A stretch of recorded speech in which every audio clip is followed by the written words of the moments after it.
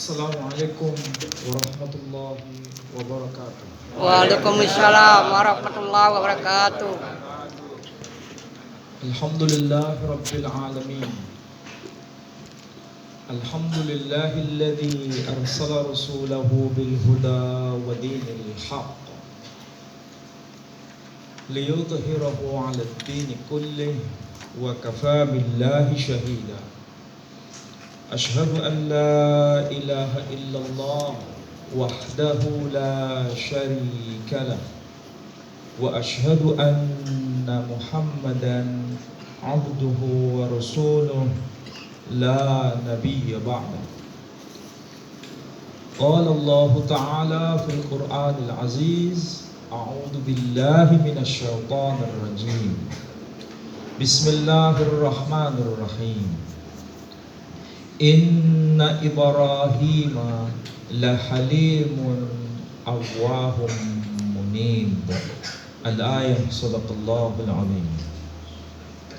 Bapak Ibu, saudara-saudara sekalian yang saya hormati, alhamdulillah kita panjatkan pujian dan syukur kita kehadirat Allah Subhanahu wa taala.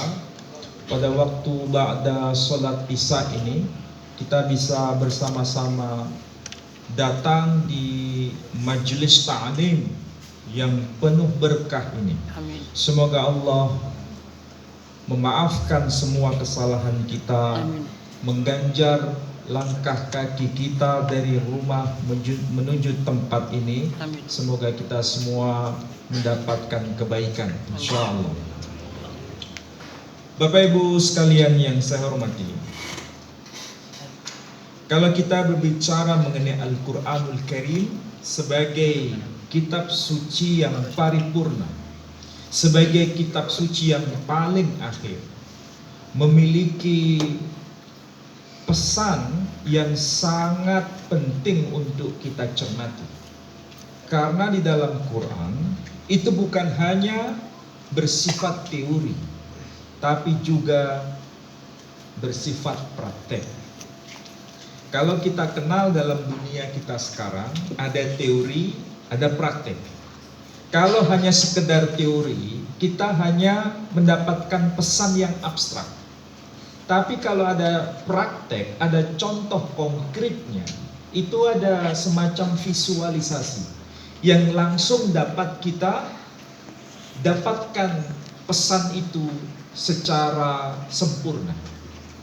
Sebelum saya menguraikan itu, saya ambil contoh. Kalau kita mengajar orang, kalau kita mau berbicara di hadapan publik, bahkan bicara di hadapan anak-anak kita, anak-anak didik kita, kalau kita buat slide yang hanya PowerPoint-nya itu muncul kata-kata, rangkaian kata yang sifatnya itu kata-kata verbal dalam bentuk tulisan, maka daya serap anak-anak kita itu minim. Daya serapnya itu tidak sampai 90%. Daya serapnya itu sangat minimal. Bahkan boleh dikatakan sangat minimalis. Karena apa? Hanya berisi kata-kata, bukan ada semacam visualisasi. Beda kalau seandainya kita mengajar, diberikan ada semacam visualisasi, baik itu gambar atau video. Itu akan daya serapnya tinggi. Dan itu fakta yang tidak bisa dibantah, ini research. Ini bukan sesuatu yang sifatnya kajian keagamaan, bukan. Ini kajian akademik. Di kampus, kalau kita ngajar hanya berdasarkan untaian kata demi kata, daya serapnya nol besar. Ini saya tidak bicara agama. Saya bicara dari sisi yang sesuatu sifatnya saintifik. Bagi saya, saintifik tidak mungkin bertentangan dengan agama. Justru, kalau agama bertentangan dengan saintifik, maka agama itu diragukan. Karena Allah tidak mungkin mengajarkan sesuatu yang bertabrakan dengan hukum alam. Ada ayat-ayat qauliyah, ada ayat-ayat kauniyah. Kedua-duanya itu seiring sejalan. Bila fakta ayat-ayat kauniyah, bertabrakan dengan penafsiran ayat-ayat kauliyah, maka penafsir itu yang justru harus belajar ulang. Saya terlalu keras ya bahasa saya? Enggak kan? Enggak. Jelas. Karena sekarang ini aneh-aneh. Sesuatu yang bertabrakan dengan sains, nanti agama ini jadi Kesalahan. sesuatu yang disalahkan. Oke. Saya lanjutkan. Kita harus paham dulu, kalau di dalam Al-Quran itu ada teori, ada praktek, maka dari sinilah kita bisa paham, oh ternyata Allah itu lebih tahu bagaimana kita ini punya daya serap itu. Nah, contoh sederhana, karena kita tidak banyak waktu, salah satu teori yang dimaksudkan dalam Quran misalnya termaktub dalam surat At-Taubah, surah urutan yang ke-9. Tolong dicek ayat yang ke-119. Ada yang bisa bantu saya untuk membaca teksnya? Surah At-Taubah, surah urutan yang ke-19 surah urutan yang ke-9 ayat yang ke-119. Sudah ketemu? Apa ayatnya? Tolong bisa dibantu supaya kita dengar semua.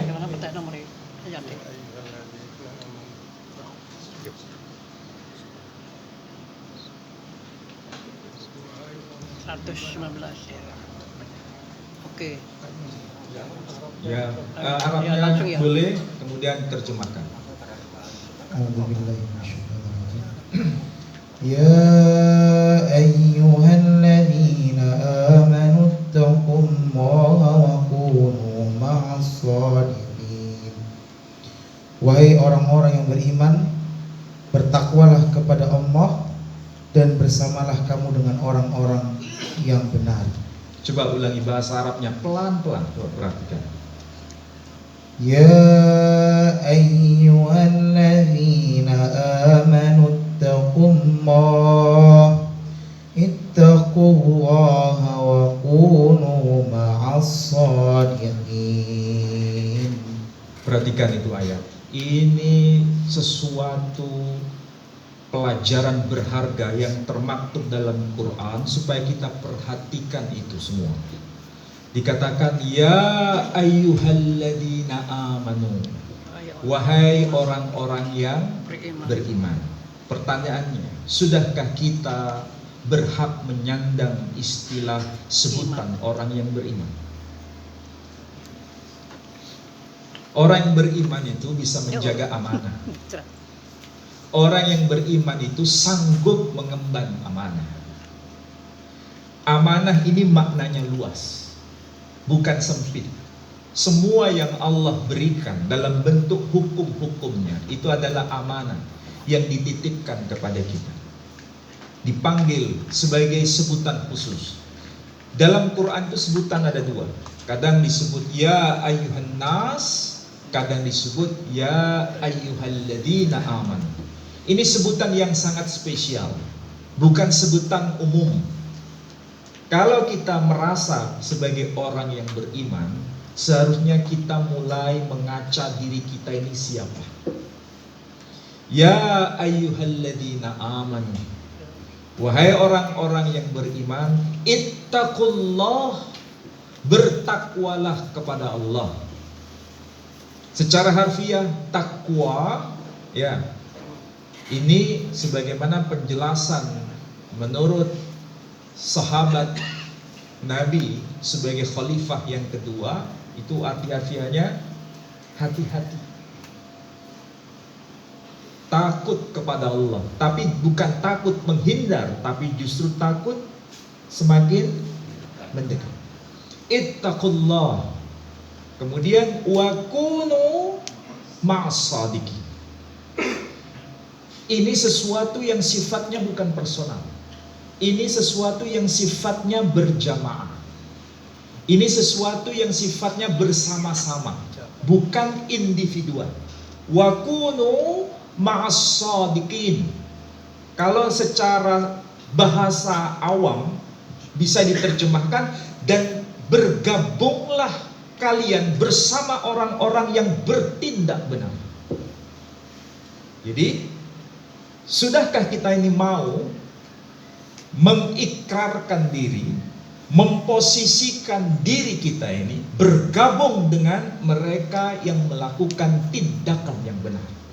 Apa itu melakukan tindakan yang benar? Apa itu sebutan orang-orang yang bertindak benar? Pasti ini sesuatu yang membingungkan, karena ini sifatnya abstrak. Kalau saya tanya jujur kepada saudara-saudara yang hadir di pengajian ini, apa maksudnya wa kunu ma'as-shadiqin? Apa maksudnya? Pasti kita kesulitan untuk memberikan contoh konkret, karena ini sifatnya teori, ini sifatnya abstrak. Jadilah kita ini bersama orang-orang yang bertindak benar.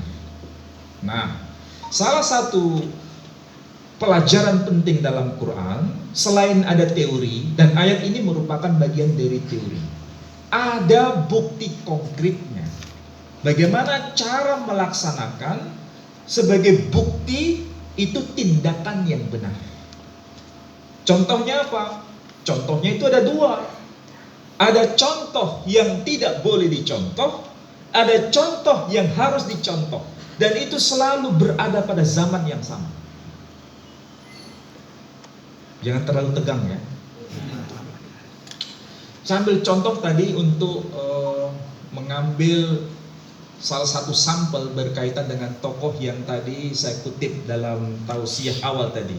Inna Ibrahim la halimun awwahum munib. Kenapa sampai Allah berkata inna?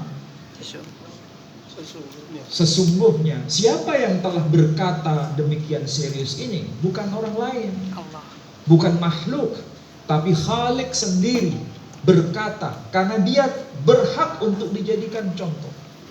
Sehingga Allah berkata inna, diawali dengan kata inna Ibrahim, sesungguhnya Ibrahim la halimun.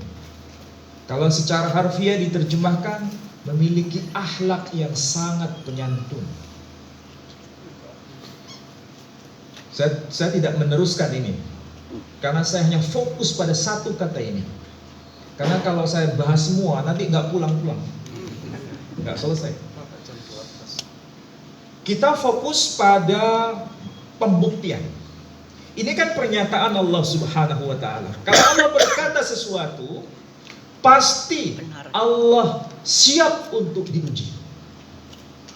Kalau kita mengatakan sesuatu, siap nggak untuk dibuktikan? Kadang-kadang kita nggak siap. Kita ngomong, saya ini punya emas 24 karat.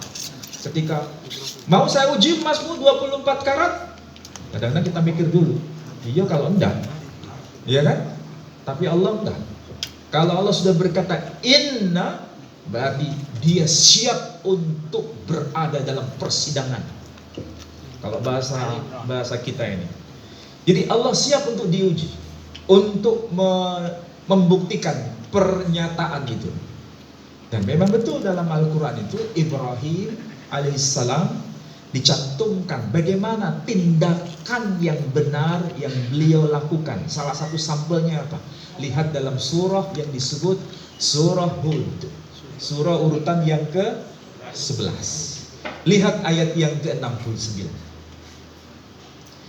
Ini berkaitan dengan contoh Ibrahim.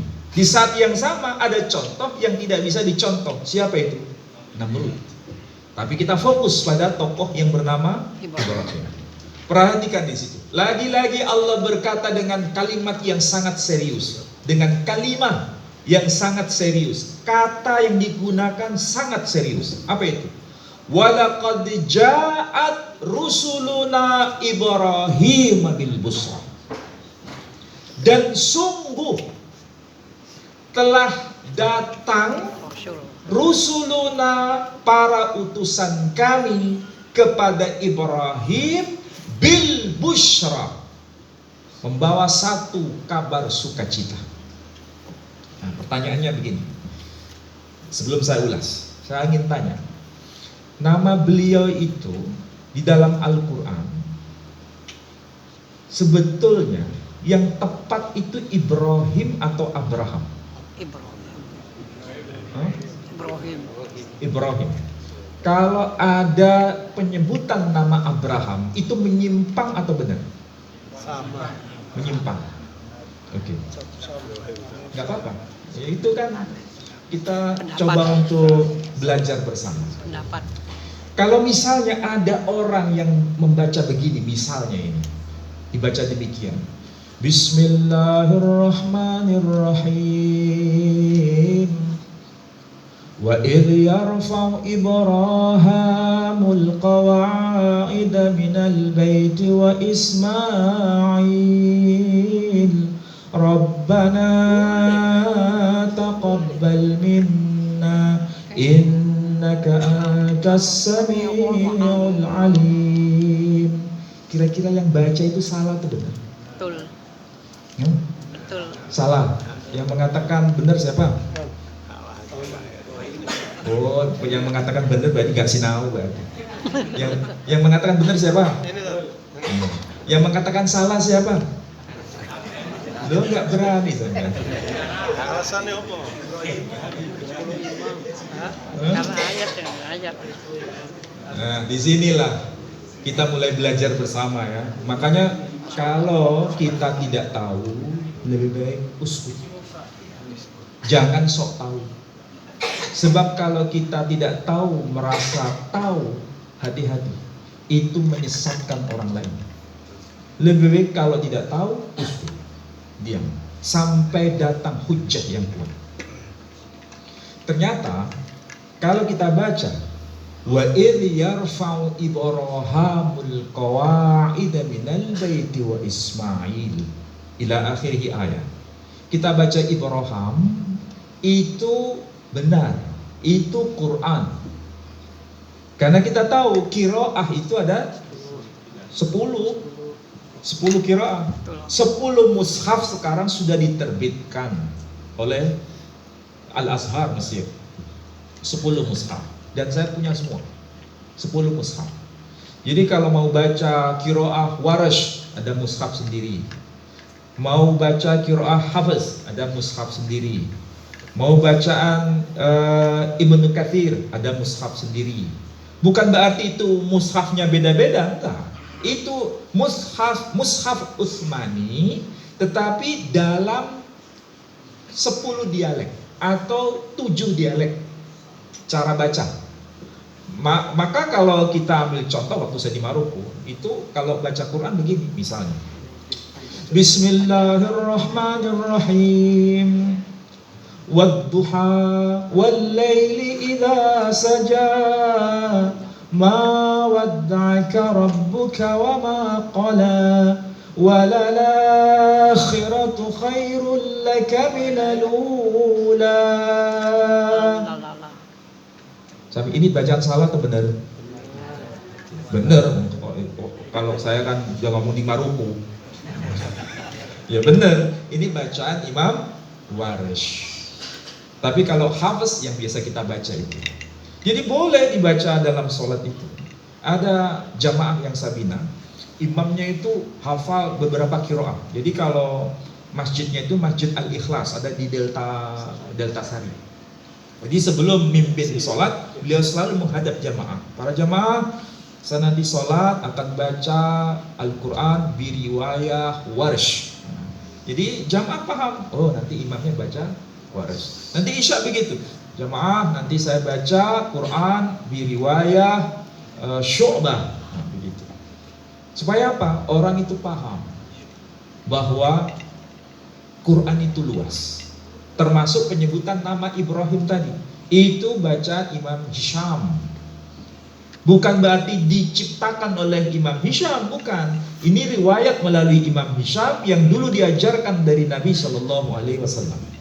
Boleh dibaca Ibrahim, boleh dibaca Ibrahim. Nah, ini sama-sama Quran, sama-sama bahasa Arab.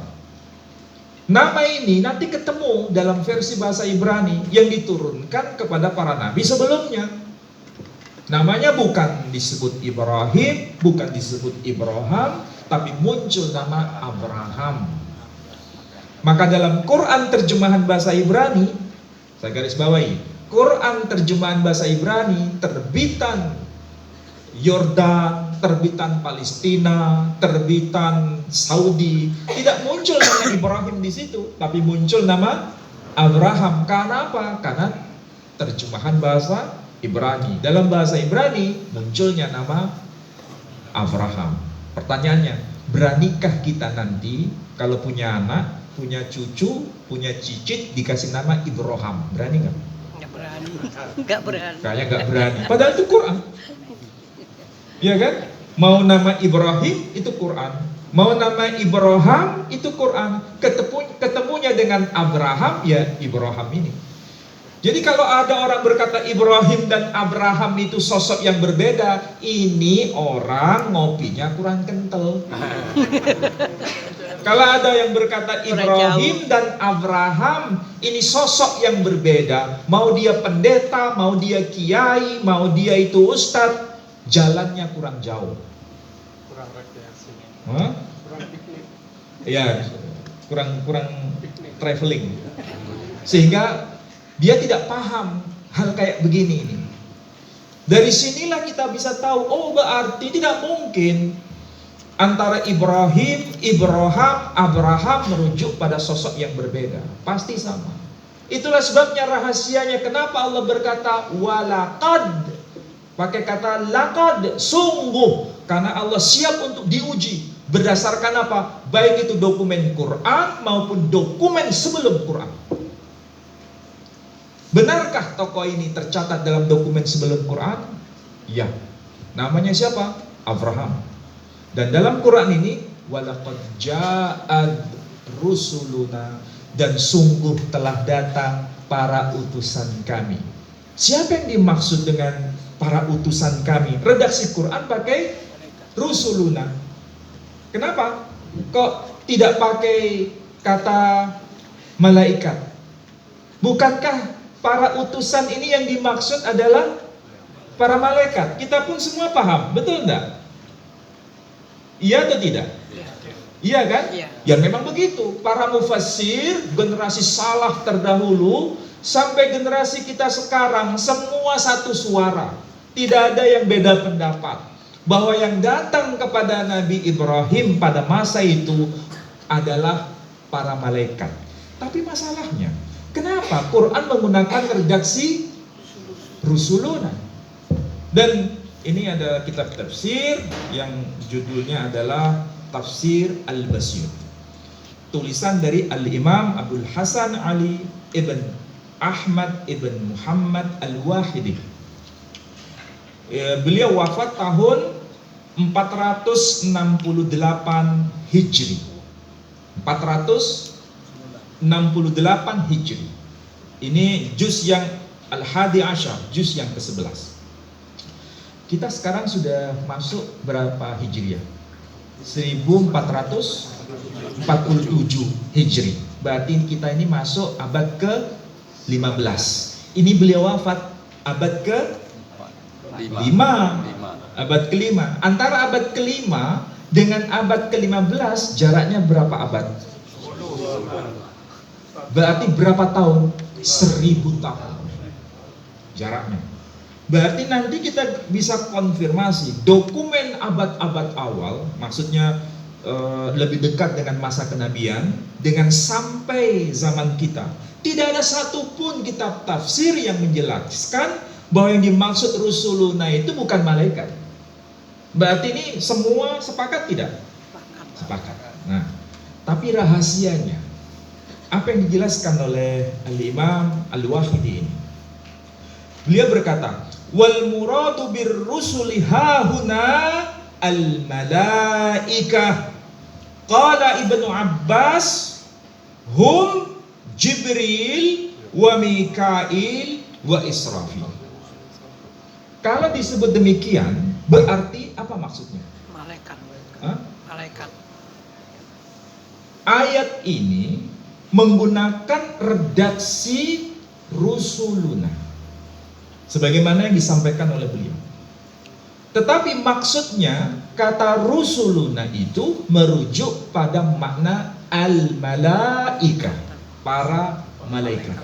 Bahkan beliau mengutip penjelasan dari Ibnu Abbas radhiyallahu anhu. Ibnu Abbas menjelaskan al-malaika itu bentuknya jamak, ya. Kalau malak itu satu, tapi kalau al-malaika berarti jamak. Siapa yang dimaksud para malaikat itu? Beliau berkata, menurut riwayat Ibnu Abbas, hum Jibril wa Mikail wa Israfil. Tapi masalahnya begini, kita sinau bareng, coba. Kenapa Allah Subhanahu wa taala tidak langsung berkata al-malaika? Kenapa harus pakai kata rusuluna? Apa di balik pesan itu? Kenapa? Kira-kira apa jawabannya? Jawabannya sederhana. Karena kata rusuluna itu pasti blegernya menungso. Tahu bleger? Nah, secara fisik itu manusia. Makanya pakai kata kunci rusuluna. Tidak menggunakan kata malaikat. Sehingga yang datang kepada Ibrahim pada masa itu, yang dilihat Ibrahim itu manusia, bukan wujud malaikat. Jadi Nabi Ibrahim itu, ya, ketika peristiwa ini terjadi, Nabi Ibrahim paham, sangat paham siapa dirinya. Ini bukti konkretnya, ya, bukan sekedar teori. Kalau tadi teori kan, tindakan yang benar.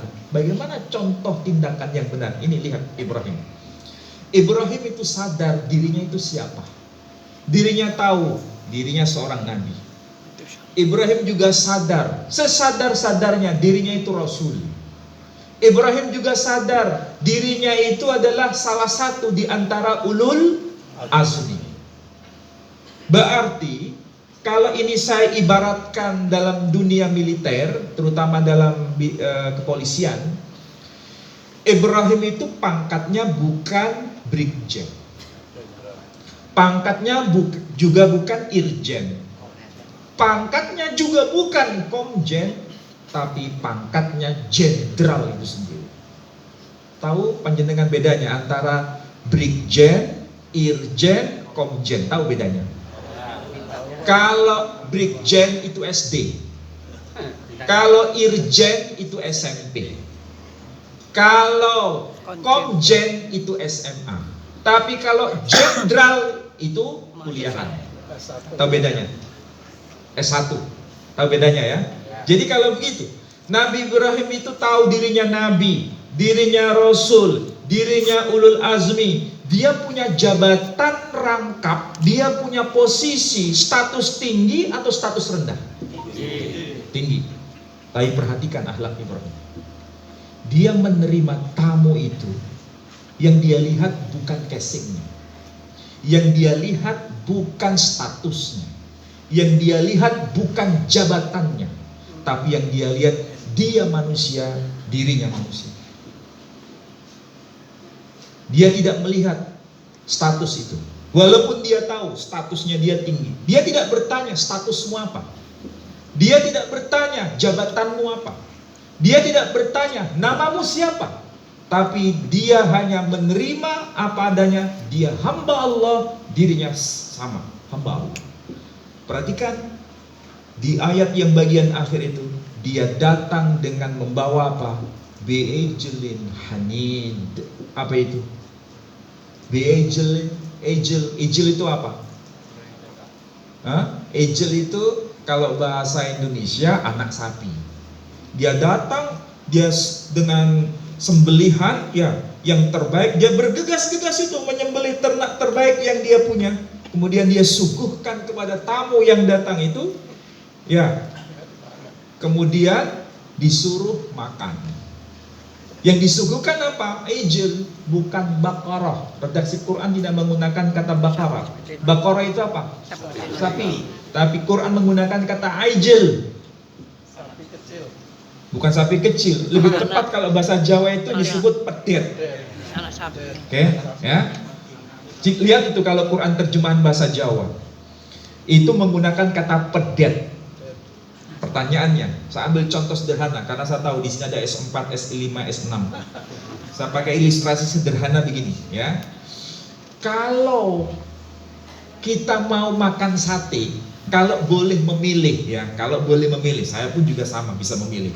Milih daging sate biasa atau daging cepe. Cempe, kambing. Kira-kira kita milih mana? Cempe. Cempe, ya. Serius, ada yang milih daging biasa? Ada? Keras. Nah, tadi ada yang berkata daging cempe itu enak karena empuk tadi. Oke. Ya, empuk. Kalau daging biasa? Nah, keras. Oke, itu kualitasnya. Sekarang dari sisi harganya, mahal mana daging cempe dengan daging biasa? Daging biasa. Hah? Daging biasa. Cempe.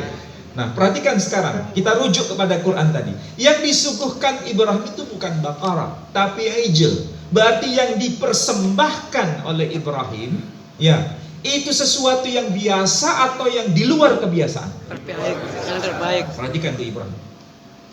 Berarti dia tidak melihat casing, ya, dan sekaligus dia berkhidmat kepada sesama. Sekalipun dia tidak tahu siapa itu yang datang, dia berikan yang terbaik yang dia punya. Ini kalau bahasa saya, ya, untuk apapun profesi kita, memberikan pelayanan publik secara prima, ini penting. Baik ini dunia pendidikan, dunia komersil, dunia bisnis, apapun, pemberian pelayanan prima itu sesuatu yang penting. Kalau kita bekerja asal-asalan, ini bukan sesuatu yang sifatnya Qur'ani. Tapi kalau kita bekerja dengan serius hanya untuk Allah, memberikan sesuatu yang terbaik demi pelayanan kepada sesama, itu adalah akhlak Qur'ani. Sudahkah kita melakukan ini? Insya Allahnya insya Allah Jawa atau insya Allah Qur'ani? Insya Allah Jawa. Jawa enggak ada Ini bukan soal Jawanya, ya, bukan soal Jawanya. Kadang-kadang nama Allah itu mudah kita ucapkan, tapi kadang-kadang prakteknya itu nggak benar. Misalnya, yuk silakan datang ke rumah. Oh insya Allah, gitu. Padahal niatnya nggak mampir. Jadi nama Allah itu jadikan bumper. Ini namanya mencidrai nama Allah, nggak boleh. Kalau nggak bisa, katakan nggak bisa. Daripada menggunakan insya Allah, tapi niatnya memang nggak mau datang, ya kan? Baking. Jadi apa? Baking. Baking, jadi bumper. Ini sesuatu yang tidak dibenarkan menurut Quran. Oke, kembali ke situ. Jadi Nabi Ibrahim tidak melihat casing. Dia berikan pelayanan terbaik kepada siapapun yang dia tidak kenal. Saya kalau bicara di sini di perkantoran, mulai mereka sadar, oh ternyata ini prinsip Quran. Iya, ini prinsip Quran. Pelayanan terbaik kepada konsumen, ya kan? Itu harus, apapun profesi kita. Kalau enggak, ya berarti agama hanya sekedar casing, bukan sebagai perilaku hidup. Nabi Ibrahim begitu. Coba kita merenung bersama. Seandainya sejak awal Nabi Ibrahim itu tahu bahwa yang datang itu malaikat, kira-kira yang diberikan suguhan itu apa? Gajah katanya. Kira-kira apa itu? Nggak ada. Itu sudah yang terbaik yang dia punya. Jadi yang dia berikan itu sudah yang terbaik, sudah top markotop kan? Kalau seandainya yang datang itu dia tahu bahwa yang datang itu malaikat, ya nggak ada yang lain. Kalau ada, ya yang dari surga dia ambil disuguhkan itu, ya kan? Tapi nggak mungkin, ya toh? Ini pelajaran bagi kita. Begitulah akhlak Ibrahim itu. Ternyata yang datang adalah malaikat. Ketika disuguhkan dan disuruh makan, mereka tidak makan. Mereka berkata, kami utusan Tuhan kepadamu. Saat itu Ibrahim itu merasakan aura yang beda. Dia tidak bisa berdiri, tidak bisa bergerak ke kanan, tidak bisa bergerak ke kiri. Takjub dengan pengakuan itu. Dan memang begitulah. Nah ini pelajaran bagi kita ya. Pelajaran apa? Tidak ada istilahnya malaikat itu pensiun. Saya serius. Malaikat itu tidak pensiun. Tapi kalau kita ya nggak mungkin malaikat Jibril yang datang sama kita. Malaikat rahmah, malaikat yang akan selalu mendampingi kita, ya entah utusan Allah kepada kita tidak tahu, untuk menguji iman kita, untuk mendampingi orang-orang yang beriman. Makanya kadang-kadang banyak hal-hal yang muskil dalam kehidupan kita. Ada orang ketemu ngobrol macam-macam, itu teman lamanya gitu. Tiba-tiba sebulan kemudian ketemu dengan yang aslinya, ngobrol bareng, terus nyeletuk. Lah kemarin kan kita sudah ketemu. Lah kapan kita ketemu? Loh kalau begitu yang kemarin itu siapa? Kembaran. Wallahu a'lam. Sampai pernah merasakan itu? Saya pernah merasakan, tapi bukan ketemu itu dokter. Tapi dokternya gak ono. Waktu saya jatuh dari ketinggian 3 meter. Ya, pengalaman begitu itu muskil, tapi itu real, dialami oleh banyak orang. Dan hal kayak begini menjadi bukti bahwa malaikat itu tidak pensiun, tidak ada mengenal pensiun. Itu catatan pertama. Kemudian yang berikutnya, kita harus tahu yang namanya Allah Subhanahu wa ta'ala untuk mendidik umatnya itu dengan cara begitu. Ingin tahu bagaimana supaya dia makomnya semakin naik, semakin naik, semakin naik. Dan Nabi Ibrahim begitu. Yang dia terima adalah manusia biasa, ternyata malaikat. Sehingga dari situlah kita belajar bahwa janganlah melihat sesuatu itu dari casing. Menghargai orang itu jangan lihat dari casing. Hal kayak begini sudah mulai terkikis. Nggak usah jauh-jauh. Jenengan kan punya anak, punya cucu di pesantren. Kalau yang datang itu orang biasa, kira-kira ditemui kiainya enggak? Enggak, kenapa? Kiainya tahu panjenengan itu orang biasa, nggak perlu diistimewakan. Iya kan? Tapi coba kalau yang datang itu jenderal, kira-kira persiapannya berapa hari? 7 hari. Kira-kira kalau jenengan yang datang suguhannya apa? Kacang. Tapi kalau yang datang itu jenderal, kira-kira suguhannya apa? Nah, coba perhatikan. Ini contoh konkret. Kita pun juga begitu. Kalau yang datang ke rumah kita ini orang-orang biasa, kira-kira suguhannya apa? Air putih. Tapi kalau orang istimewa, suguhannya apa? Kopi. Perhatikan yang dilakukan oleh Nabi Ibrahim itu. Nabi Ibrahim itu hidup sebelum zaman Nabi kita Muhammad SAW. Tapi dia sudah menerapkan sunnahnya Nabi kita Muhammad SAW. Bukankah tadi beliau mengajarkan bagaimana cara mencintai Nabi, menjalankan apa? Sunnahnya. Nabi Ibrahim sebelum Nabi lahir, beliau sudah menjalankan sunnah Rasul Muhammad SAW. Apa itu?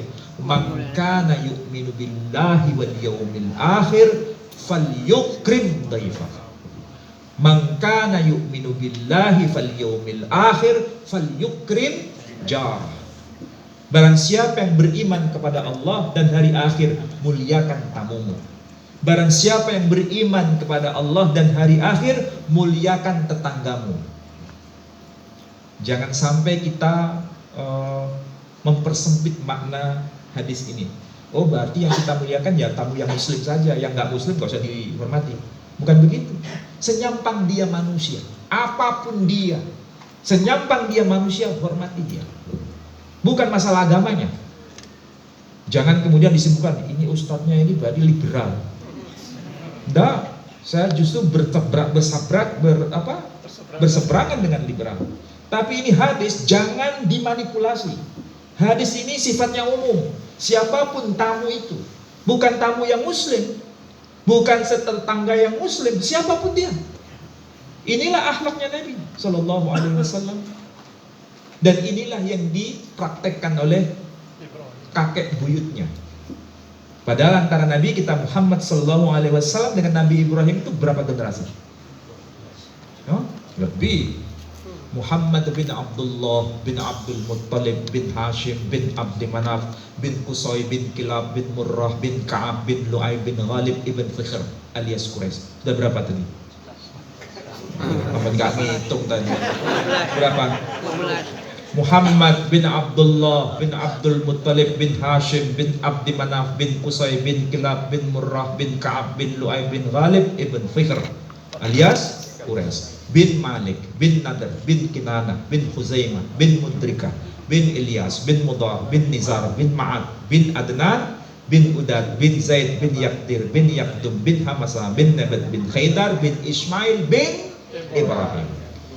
Saudara kita non muslim pun tahu, tapi menyebutnya bukan Ismail bin Ibrahim, tapi Yismael bin Abraham, bin Terah, bin Nahor, bin Serug, bin Ra'u, bin Pelek, bin Eber, bin Sheila, bin Arpakshad, bin Shem, bin Noah. Bukan Ben alias Peter Pan, bukan. Ben Noah, bahasa Qur'annya itu bin Nuh.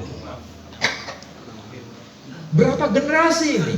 Tapi Nabi Ibrahim sudah mempraktekkan itu. Kita dengan Nabi kita Muhammad Sallallahu Alaihi Wasallam jaraknya berapa abad? Kita ini sekarang berapa abad? Ini kan sudah 1447, berarti sudah 15 abad, ya kan? Berarti 1500 tahun lebih. Kan Nabi dihitung sejak kelahiran dan sekaligus menerima wahyu pertama. Berarti 1500-an kita jaraknya. Sudahkah kita ini bisa mempraktekkan hal yang sederhana itu? Percuma kita baca Quran setiap hari, tapi praktek hidupnya jauh dari Quran. Ini pelajaran yang sederhana, sangat sederhana. Saya komunikasi dengan seorang bedanda, apa itu bukan bedanda, kalau bedanda itu dari Hindu, Bante itu Buddha. Ternyata ada sesuatu yang sama dengan ajaran Islam ini. Kenapa? Mereka menyebut berdana, dana. Jadi dana itu maksudnya melakukan kebajikan. Kebajikan itu kepada siapapun, itu menurut mereka ya, itu punya dampak bagi orang yang berdana itu. Dan itu akan menaikkan makomnya. Kalau menurut mereka, kalau berdana hanya tujuannya untuk kebaikan, bukan untuk pamer, bukan untuk hawa nafsu, maka dia akan masuk ke alam dewa. Tapi kalau